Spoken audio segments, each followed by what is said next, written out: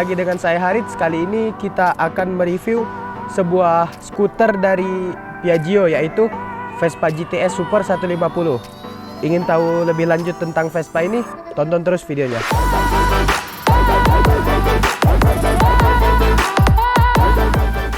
Baiklah, untuk pertama kita mulai dari bagian depan motor. Di bagian depan dapat kita lihat motor ini menggunakan lampu depan berbentuk bulat, dilapisi dengan aksen seperti chrome. Lalu di bagian dasinya terdapat logo Piaggio, dan di bagian bawah dasi terdapat jalur udaranya yang juga terbuat dari aksen chrome. Untuk di bagian kiri dan kanan depan motornya terdapat dua buah lampu sen yang masih bolam.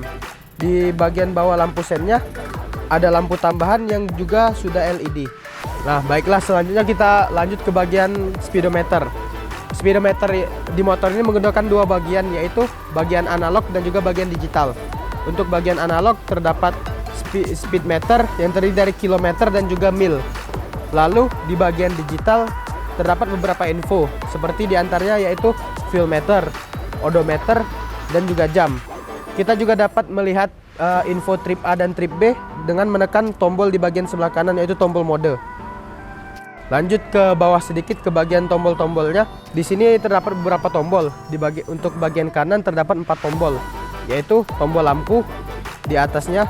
Lalu di bawahnya ada medley button yang bila diaktifkan akan membuat motor otomatis mati ketika berhenti beberapa detik.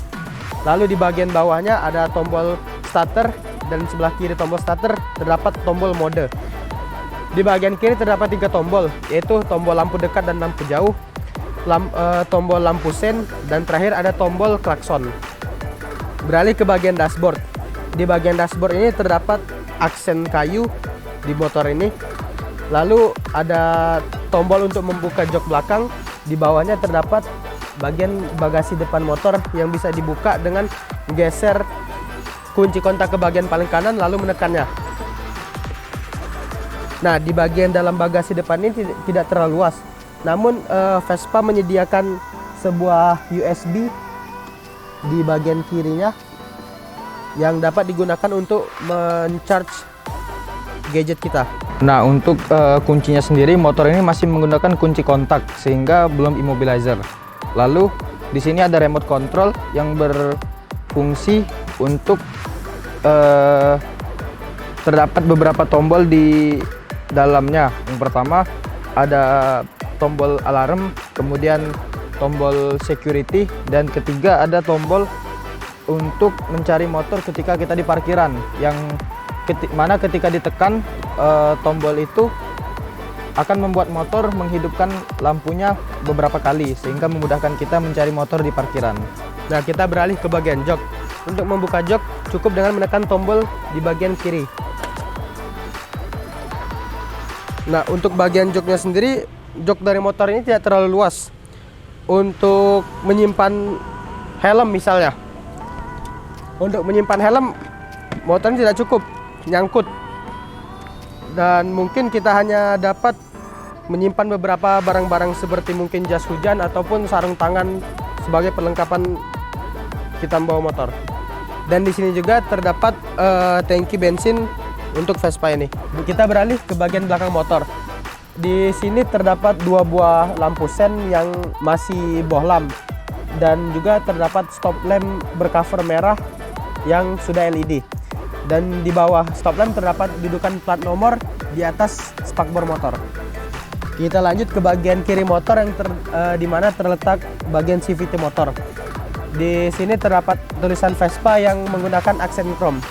Untuk mesin dari motor ini sendiri menggunakan mesin berkapasitas 155,1 cc dengan tenaga maksimal di sekitar 14,5 horsepower dan torsi maksimal 13,5 Nm. Untuk performanya sendiri diklaim oleh Piaggio mampu mencapai top speed di angka 116 km per jam. Untuk bagian mesinnya sendiri, walaupun 155 cc, mesin dari GTS ini berbeda dengan mesin Sprint dan juga Primavera. Kita lanjut ke bagian kaki-kaki motor. Motor ini menggunakan ban depan berukuran 120/70 dengan ring velg 12 inci. Untuk bagian belakangnya sedikit lebih lebar dengan ukuran 130/70 ring 12 inci maksud saya. Untuk urusan suspensi, di bagian depan menggunakan suspensi monoshock dan di bagian belakangnya menggunakan suspensi dual shock. Footstep untuk pembonceng yang cukup unik karena bisa dibuka tutup. Kita beralih ke bagian kanan motor. Di sini terdapat aksen tulisan GTS Super dan juga di bagian bawahnya terdapat knalpot motor, dan maju sedikit terdapat radiator yang diberi cover plastik berupa aksen seperti sarang lebah. Dan di bagian atasnya tadi terdapat aksen jalur udara yang berbentuk garis-garis. Nah, mungkin sekian review saya mengenai motor ini. Menurut kalian dengan harga sekitar 63 jutaan dan juga berbagai fitur yang ditawarkan, apakah motor ini layak untuk dibeli? Jangan lupa untuk komen di bawah ya. Juga like video ini dan subscribe channel kami. Terima kasih sudah menonton. Saya Harits, see you.